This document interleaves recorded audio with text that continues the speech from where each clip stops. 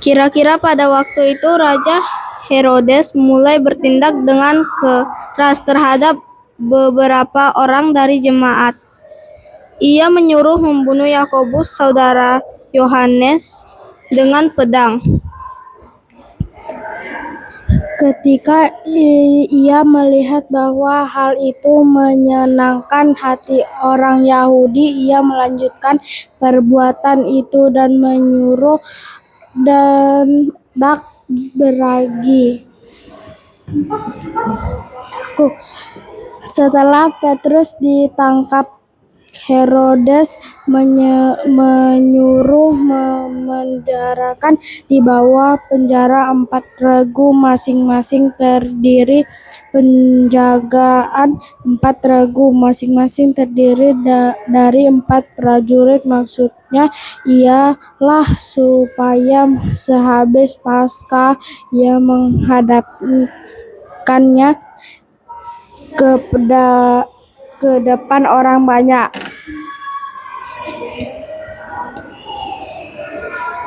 Demikianlah Petrus ditahan di dalam penjara, tetapi jemaat dengan tekun mendoakannya kepada Allah.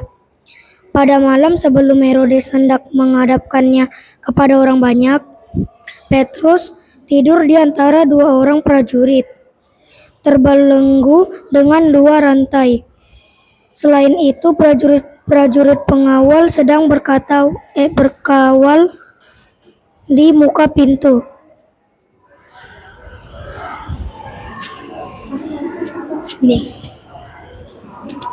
Tiba-tiba berdirilah seorang malaikat Tuhan dekat Petrus, dan cahaya bersinar dalam ruangan itu. Malaikat itu menepuk Petrus untuk membangunkannya.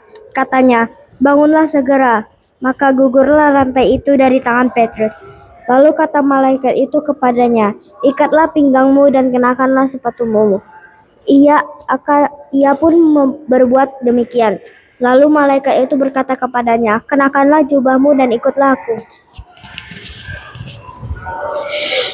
Lalu ia mengikuti malaikat itu keluar, dan ia tidak tahu bahwa apa yang dilakukan malaikat itu sungguh-sungguh terjadi. Sangkanya ia melihat suatu penglihatan. Setelah mereka melalui tempat kawal pertama dan tempat kawal kedua, sampailah mereka ke pintu gerbang besi yang menuju ke kota. Pintu itu terbuka dengan sendirinya bagi mereka. Sesudah tiba di luar, mereka berjalan sampai ke ujung jalan, dan tiba-tiba malaikat itu meninggalkan dia. Dan setelah sadar akan dirinya, Petrus berkata, "Sekarang tahulah aku benar-benar bahwa Tuhan telah menyuruh malaikatnya dan menyelamatkan aku dari tangan Herodes dan dari segala sesuatu yang diharapkan orang Yahudi." Dan setelah berpikir sebentar, pergilah ia ke rumah Maria, ibu Yohanes yang disebut juga Markus. Di situ banyak orang berkumpul dan berdoa.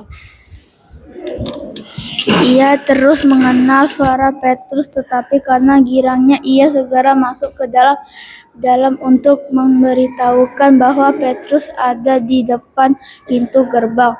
Kata mereka kepada perempuan itu, "Engkau mengigau akan," tetapi ia tetap mengatakan bahwa benar-benar demikian. Kata mereka itu mulai katanya,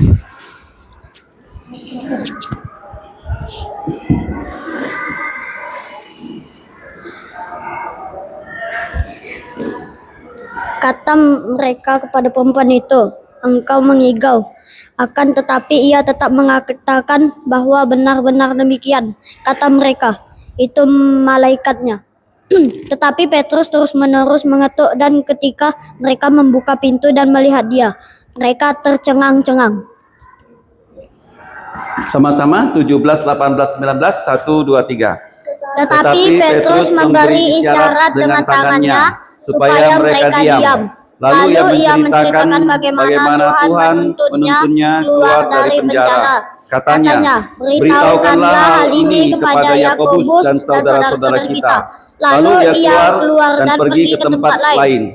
Pada Pada keesokan harinya, gemparlah prajurit-prajurit itu. Mereka bertanya-tanya, apakah yang telah terjadi dengan Petrus? Herodes menyuruh mencari Petrus, tetapi tidak ditemukan.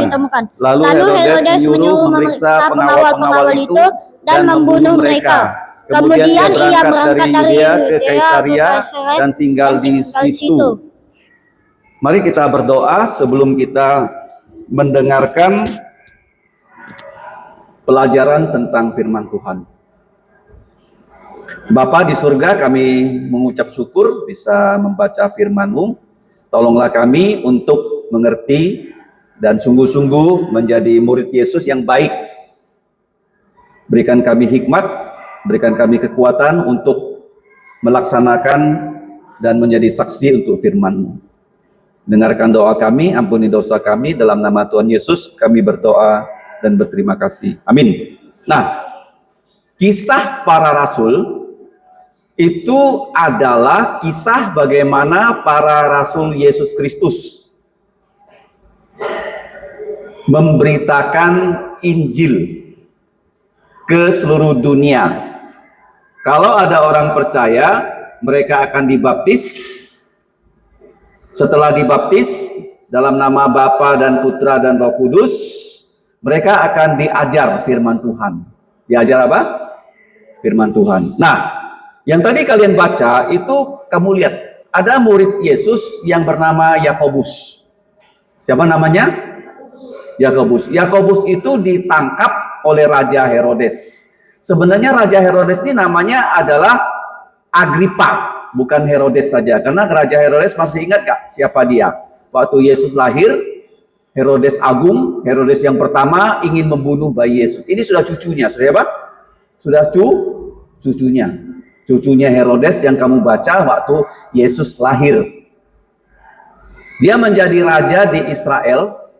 Dan Herodes itu bukan orang Israel, tapi menjadi raja orang Israel. Dia adalah keturunan orang Edom, orang Esau. Dia sangat jahat. Dia jahat, bapaknya jahat, kakeknya jahat. Kenapa jahat? Suka membunuh. Yesus lahir, kenapa Yesus mau dibunuh? Karena dia takut Yesus jadi raja. Paham? Herodes tidak mau ada orang jadi raja selain dia. Jadi dia hendak membunuh bayi Yesus yang usianya 2 tahun. Nah, ini cucunya bernama Agripa I, dia menangkap Rasul Yakobus. Nah, Rasul Yakobus ini punya adik namanya Rasul Yohanes. Masih ingat? Siapa nama mamanya? Salome. Siapa nama bapaknya? Zebedius, tolong ditulis. Jangan lupa ya. Nama mamanya siapa? Salome. Di dalam Markus 10, Yohanes, Yakobus, dan mamanya pernah minta sama Yesus bahwa kalau boleh, dengar baik-baik, kalau boleh apa? Satu di sebelah kanan Yesus, satu di sebelah kirinya Yesus. Yesus bilang kalau mau begitu harus bisa apa? Dibaptis dalam penderitaan seperti Yesus. Minum cawan penderitaan seperti Yesus. Mereka bilang sanggup. Mereka bilang apa? Sanggup. Akhirnya apa? Apa yang terjadi? Yakobus dibunuh dengan apa tadi? Herodes membunuh dia dengan apa? Di ayat 2. Ia menyuruh anak buahnya membunuh Yakobus, saudaranya Yohanes, dengan apa? Dengan apa? Dengan apa? Mana Alkitabnya? Kok ditutup? Lihat. Dilihat ayat yang kedua. Dilihat. Kenapa dengan pedang? Karena orang Yahudi berkata, kalau orang mati dibunuh dengan pedang, itu kematian yang hina. Yang apa? Yang apa? Yang hina. Jadi, orang Yahudi senang ya. Karena apa? Mengapa mereka memusuhi Yesus? Mengapa? Mengapa orang-orang memusuhi Yesus? Jawab. Kenapa orang memusuhi Tuhan Yesus? Kenapa? Karena orang tidak mau bertobat. Tidak apa? Ya, jadi setelah membunuh Yakobus, wah, raja jahat ini melihat orang Yahudi senang, dia menangkap Petrus, dia memenjarakan Petrus dengan harapan pada hari raya Paskah banyak orang Yahudi datang ke Yerusalem, dia bisa membawa Petrus kepada orang banyak seperti Yesus ya diadili dan Petrus dijatuhi hukuman mati sehingga dia punya apa? Popularitasnya naik. Ya kan? Nah, apa yang terjadi waktu dia sudah menangkap Petrus? Kamu lihat, coba lihat bagaimana Petrus ditahan. Petrus itu di penjara, tetapi ayat 5, apa yang terjadi? Ayat 5 coba baca. 1, 2, 3. Demikianlah Petrus ditahan di dalam penjara, tetapi gereja dengan tekun mendoakannya kepada Allah. Nah, kemudian kamu lihat ya ayat 6. Pada malam sebelum Herodes hendak menghadapkannya kepada orang banyak, Petrus bagaimana? Ayat 6 coba lihat. Petrus bagaimana? Dia tidur. Kenapa dia bisa tidur? Padahal besok mau dibunuh mati. Kenapa dia bisa tidur? Kenapa dia nggak sedih? Kenapa tidak takut? Yakobus kan sudah dibunuh kan? Wah, ini giliran Petrus. Kenapa dia tidak takut, Yos? Kenapa? Kenapa? Apa? Didoakan. Ya, orang berdoakan dia kan tempat lain, dia tidak tahu. Ya, orang. Kalau kamu sudah percaya Yesus, Yaoim sudah percaya Yesus belum? Kapan kamu percaya Yesus? Umur berapa? Kelas 1 ya, SD Kristen Kalvari. Nah, kalau kamu percaya Yesus, kamu jadi anak siapa? Anak Allah. Tuhan melindungi apa? Gimana caranya? Tidak ada satu rambut pun lepas kalau bukan Tuhan izinkan. Jadi Petrus, dia selain memiliki yang namanya keselamatan, kita punya damai. Punya apa? Punya damai, punya sukacita. Sebut 1, 2, 3. Kalau saya sudah percaya Yesus, saya punya damai dan sukacita yang melampaui. Melampaui apa? Suasana. Walaupun panas, saya tidak apa? Menyalahi Tuhan. Paham? Walaupun susah, saya tidak menyalahi Tuhan. Itulah Petrus, dia bisa tidur. Padahal kalau kamu lihat Petrus begini, lihat tangannya. Ada 2 orang jaga dia. Satu tentara di borgol begini, satu tentara di borgol begini. 2 tentara lo jaga dia loh. Di borgol. Kenapa di borgol begitu? Hah? Takut kabur. Bukan hanya ya Petrus tuh di borgol. Coba sini Ruben ke sini. Sama Jos sini, Jos. Saya sebagai Petrus. Kira-kira bagaimana borgolnya? Borgolnya gimana, Jos? Gimana borgolnya? Gimana? Coba tunjukkan. 1 Amore, 1 Talia. Coba tunjukkan borgolnya gimana? Coba Amora, gimana borgolnya? Sini tunjukkan. Di borgol Petrusnya. Gimana borgolnya? Ah, ini? Di borgol. Berapa orang jaga dia? Ada 2. Oke, turun. 2 ya. Nah, jadi waktu Petrus itu di borgol begitu, dia tidur. 2 orang juga itu ikut berbaringan. Nah, kemudian di depan pintu penjara ada yang menjaga. Jadi yang menjaga Petrus itu ada 4 rombongan. Ada berapa? 1 hari berapa jam? 1 hari 1 malam. 24 jam. Kalau ada 4 rombongan, 1 rombongan jaga berapa jam? Ayo matematika. 1 hari 24 jam. Setuju? Siang dan malam. Dijaga 4 rombongan. 1 rombongan di sini berapa? Tidak ada, pokoknya 4 regu. Dibagi berapa jam? 24 bagi 4 berapa? 6 jam. Masing-masing rombongan 6 jam. Jadi kalau menjaga jam 6 sampai jam 12, jam 12 sampai jam 6, jam 6.12, jam 12 sampai jam 6. Jadi ada berapa rombongan?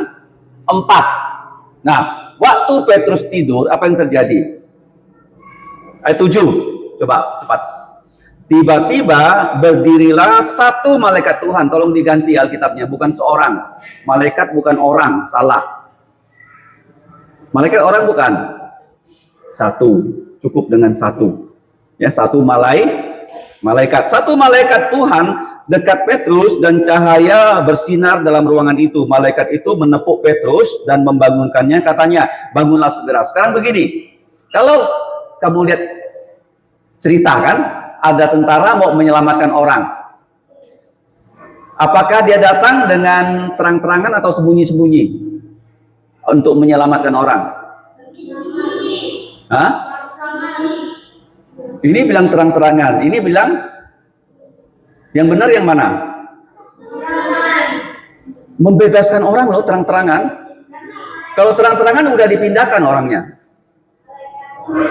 Kenapa malaikat berani datang dengan terang-terangan? Karena dia mewakili Tuhan yang Maha Kuasa. Apa yang terjadi? Waktu dia datang, tentaranya bisa buat apa-apa enggak? Tentara bisa enggak melawan malaikat?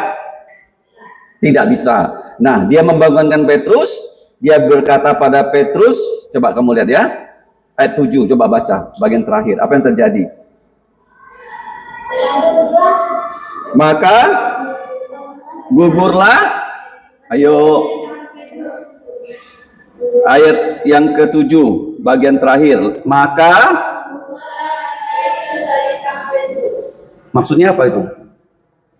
Ada berapa rantai tadi? 2 kan? Kiri dan kanan. Begitu rantainya lepas, ternyata tentaranya itu nggak tahu. Kenapa nggak tahu? Malaikat buat mereka seperti orang mati tidur. Wah, tak tahu. Petrusnya rantai lepas, Petrusnya bangun, tentaranya bisa berbuat apa-apa tidak? Hah? Karena Tuhan tuh Maha Kuasa.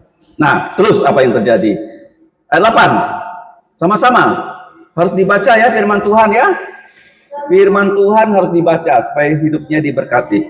Lalu kata malaikat itu kepadanya, ikatlah pinggangmu dan kenakanlah sepatumu.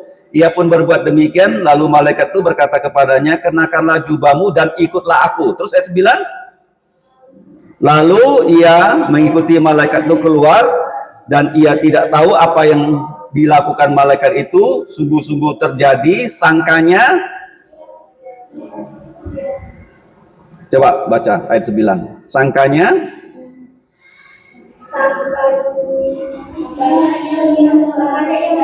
Maksudnya apa? Dia pikir itu seperti mimpi. Seperti apa? Nah, ayat 10 coba sama-sama baca.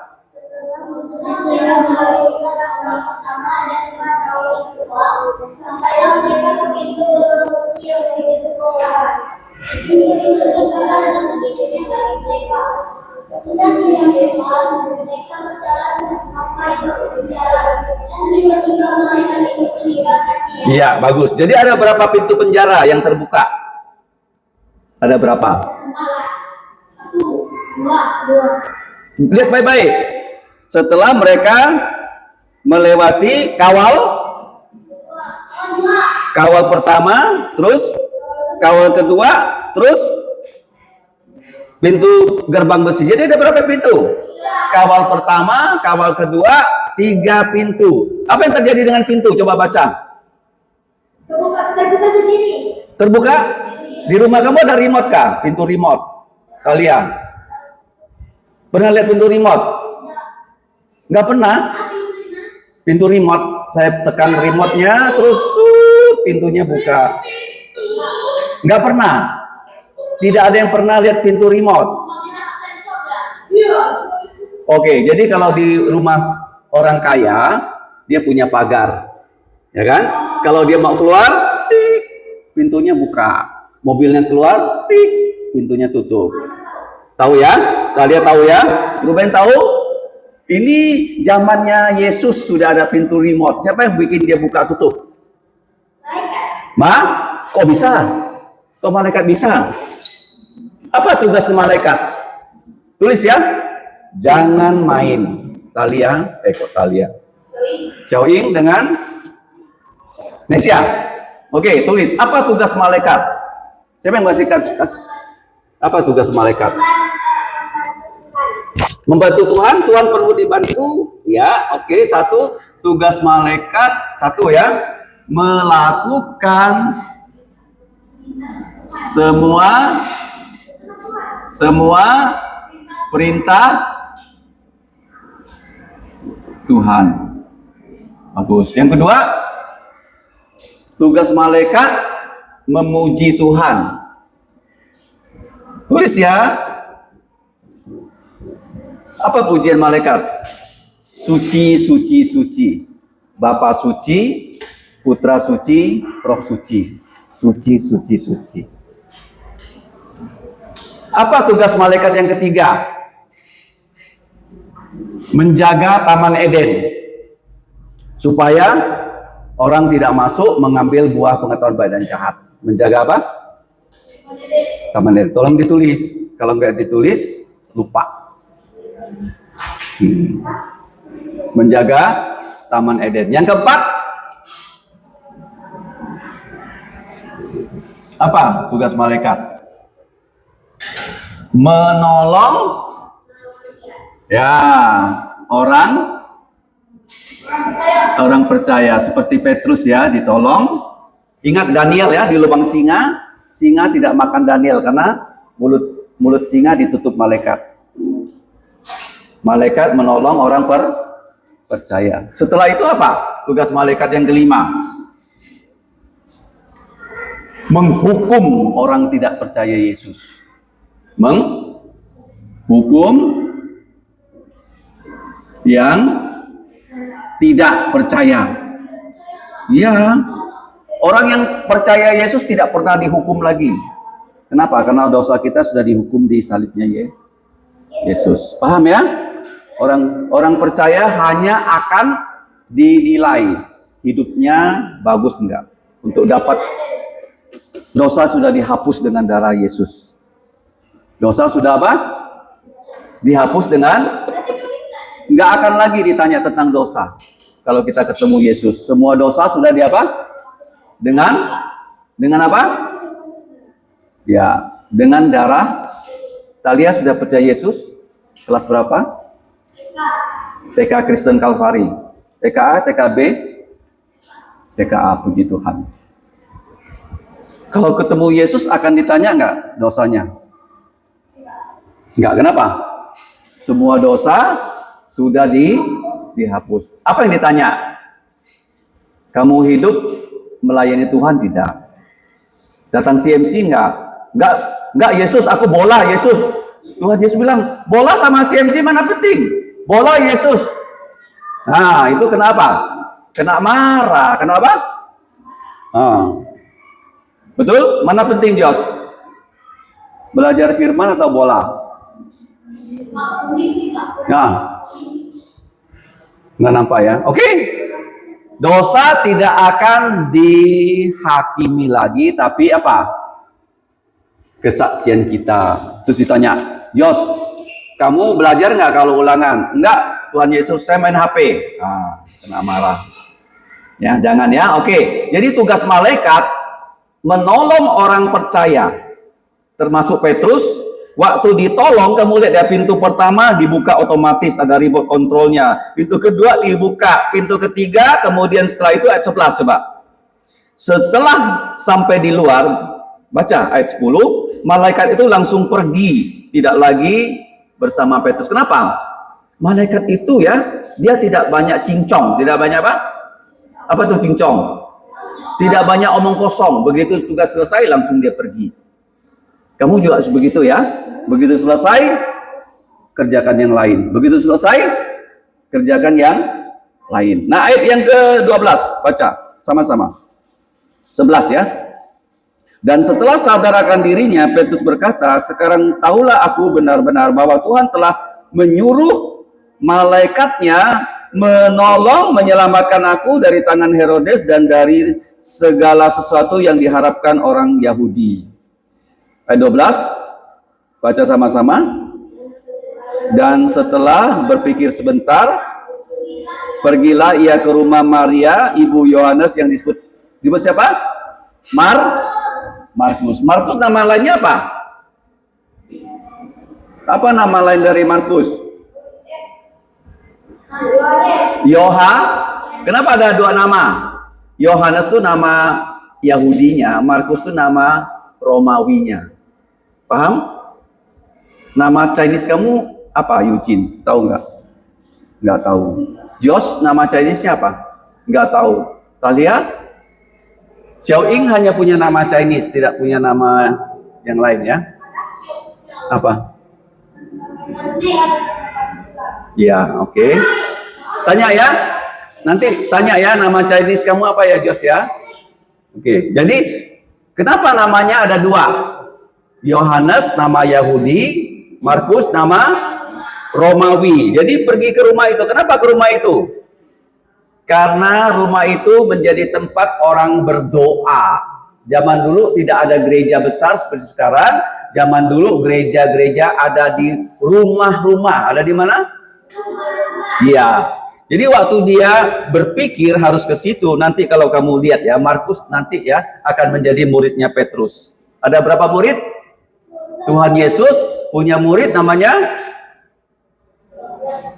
Petrus. Petrus punya murid namanya Markus. Markus punya murid namanya siapa? Bukan Yohanes, nama lainnya, namanya Amora. Karena Amora sekarang belajar dari Injil Markus. Ya, betul nggak? Oke, lihat ya. Tuhan Yesus punya murid namanya apa? Petrus. Petrus punya murid namanya Markus. Markus punya murid namanya Josh. Ya, Josh kan? Sekarang Josh belajar apa? Injil apa? Markus. Ulangi, 1, 2, 3. Tuhan Yesus punya murid Petrus. Petrus punya murid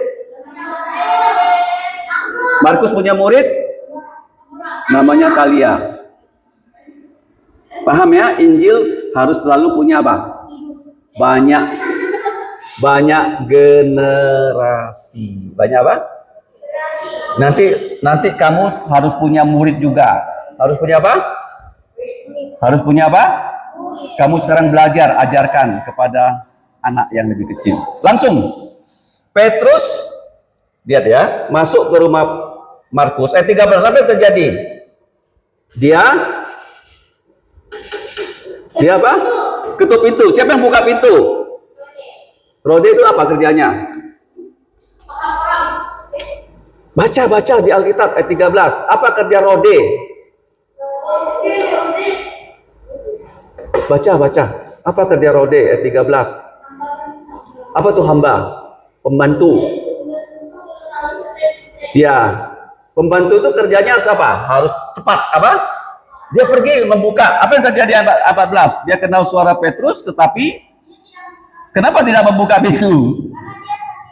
Saking bahagianya karena Petrus didoakan. Bapa di surga, tolong Petrus supaya jangan dihukum mati. Akhirnya bagaimana? Petrus ada di depan pintu. Dia tidak buka. Dia masuk ke mana?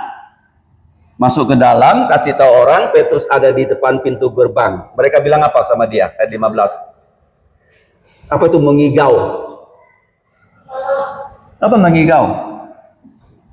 Bahasa Indonesia. Apa? Ngomong waktu mimpi ya? Iya, ngomong apa? Apa tuh mengigau? Ngomong waktu mimpi. Akan tetapi ya tetap mengatakan bahwa benar-benar demikian kata mereka. Mereka bilang sekarang kalau bukan mimpi, yang datang bukan Petrus, tapi ya, tetapi malaikatnya. Ayat 16, baca 1, 2, 3.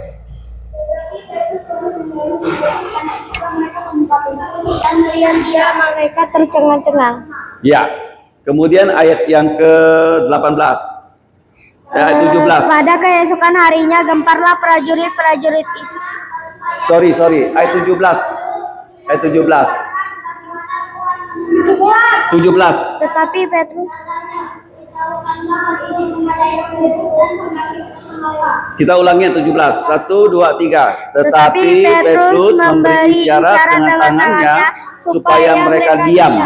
Lalu ia menceritakan bagaimana Tuhan menuntunnya keluar dari penjara. Katanya, beritahukanlah itu kepada Yakobus dan saudara-saudara kita. Lalu ia keluar dan pergi ke tempat lain. Oke, saya tanya kalian. Kamu kalau sekarang disuruh cerita bisa nggak? Apa kejadiannya? Dari Kisah Rasul 12. Bisa, Talia. Kalau kamu disuruh cerita, bisa nggak? Kisah Rasul 12, apa yang terjadi? Nah, dia cerita ya. Waktu dia cerita, dia selesai cerita, dia bilang kasih tahu siapa? Beritahukanlah kepada siapa? Maria. Coba baca ayat terakhir. Pasal 7 ayat 17 bagian terakhir. Kepada siapa? Siapa Yakobus? Beritahukanlah hal ini kepada Yakobus kan sudah dan dibunuh. Kok ada Yakobus yang disebut lagi? Yakobus ini adalah saudara tiri Yesus. Siapa dia? Saudara tiri Yesus yang waktu Yesus masih hidup tidak percaya Yesus. Baru setelah Yesus bangkit dari kematian, Yesus menampakkan diri pada Yakobus, baru dia percaya Yesus. Kapan Yakobus adik tiri Yesus percaya Yesus? Setelah Yesus bangkit dari kematian. Coba buka 1 Korintus pasal 15. 1 Korintus Ya. pasal 15. Pasal 15. Ruben yang baca. 1 Korintus pasal 15, Ruben tolong baca. Ayat yang ke-7. Ke-7. 1 Korintus 15 ayat 7. 1, 2, 3. Selanjutnya ia menampakkan diri kepada Yakobus, kemudian kepada semua rasul. Ya. Oke. Kita baca ya. Sekarang kita baca mulai dari ayat 3, 4, 5, 6, 7. 1, 2, 3 tentang Injil. 1, sebab yang penting teman-teman, yaitu apa yang saya sendiri ialah bahwa Kristus telah mati karena dosa-dosa kita selesai, bahwa ia telah dikuburkan, ya, bahwa ia pada hari ketiga sesuai dengan kitab suci, bahwa ia telah menampakkan diri kepada dan kemudian kepada ke-12. Setelah itu kita menampakkan diri kepada 500 saudara sekaligus. Maka dengan mereka masih hidup sampai sekarang, tapi beberapa antara telah meninggal. Selanjutnya ia menampakkan diri pada semua rasul. jadi siapa Yakobus di situ? Siapa Yakobus di situ?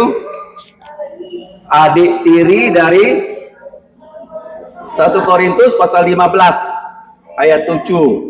Selanjutnya ia menampakkan diri kepada Yakobus. Ini adik tirinya yang sebelumnya tidak percaya Yesus. Kita kembali ke Kisah Rasul 12. Tapi Yakobus di situ sudah percaya, dia menjadi satu dari pemimpin di gereja Yerusalem. Ayat 18-19 sama-sama. Tunggu ya. Sekarang Amora. Semua baca 18-19. 1, 2, 3. Pada keesokan harinya gemparlah prajurit-prajurit itu. Mereka bertanya-tanya apakah yang telah terjadi dengan Petrus. Herodes menyuruh mencari Petrus, tetapi ia tidak ditemukan. Lalu Herodes menyuruh memeriksa pengawal-pengawal itu dan membunuh mereka. Kemudian ia berangkat dari Yudea ke Kaisaria dan tinggal di situ. Nah, oke. Ceritanya bisa diceritakan kembali. Siapa Herodes? Raja jahat yang sudah sering membunuh orang. Siapa Petrus? Rasul Yesus yang mau dibunuh. Bagaimana Tuhan melindungi dia? Malaikat membebaskan dia dari dalam penjara. Berapa pintu yang dibuka otomatis? 3. Terus setelah itu malaikat meninggalkan dia. Dia ke rumah siapa? Maria yang punya anak namanya? Siapa nama anaknya? Markus. Nama lain Markus? Yohanes. Yohanes itu gurunya siapa namanya?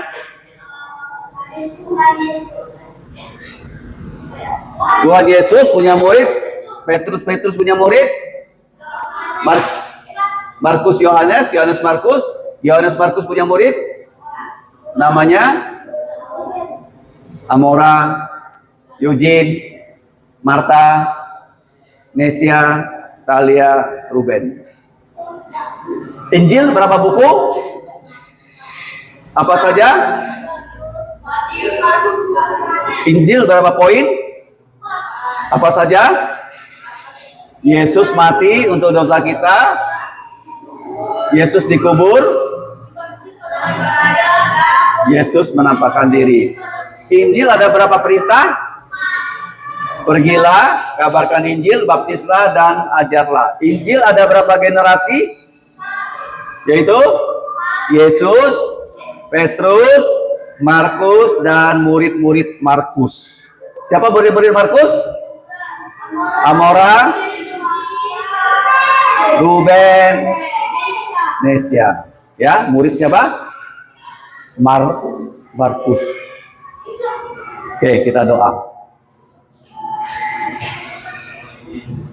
Bapa di surga, kami bersyukur untuk pelajaran di pagi hari ini. Sekarang kami mau istirahat. Lindungilah anak-anak seluruh di Sekolah Kristen Kalvari, dari yang TK sampai ke SD. Berkatilah keluarga mereka, supaya semua mereka dan keluarga mereka sungguh-sungguh bisa percaya Yesus. Tolonglah kami, ampuni dosa kami, dalam nama Tuhan Yesus kami berterima kasih dan berdoa. Amin.